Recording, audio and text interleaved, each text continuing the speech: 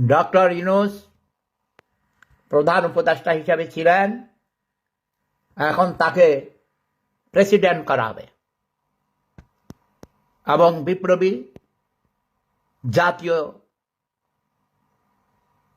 সরকার গঠন করা হবে। বিপ্লবী হয়তো নাম দিবে না, জাতীয় সরকার, এবং সেই জাতীয় সরকার নির্বাচন অনুষ্ঠান করবেন আস্তে ধীরে। আগে সংস্কার হবে,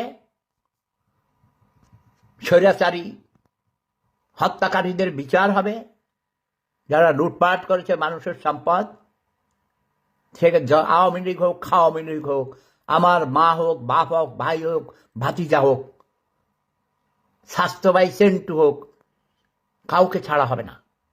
প্রফেসর ডক্টর মোহাম্মদ ইউনূস সাহেব আমার অত্যন্ত প্রিয়, শ্রদ্ধাভাজন। একসঙ্গে কাজ করেছি প্রায় 20-25 বছর। দেশ স্বাধীন হওয়ার পর এই ভদ্রলোককে অসম্মান করে যারা ভাগাইতে চায়, তারা জাতির শত্রু, দেশের শত্রু।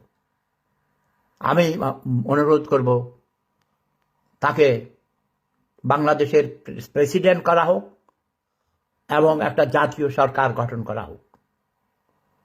জাতীয় সরকারে সব তরুণ তরুণীদেরকে নেওয়া হবে, কয়েকজন বুড়া থাকবে, মিনিমাম 50% থাকবে তরুণ তরুণী, আর 50% থাকবে, 50%-এর মধ্যে 40% থাকবে অর্ধবয়সী, মানে বিলো 70, আর কত হইল 40 আর 50 90, আর 10% থাকবে অ্যাবাভ 70।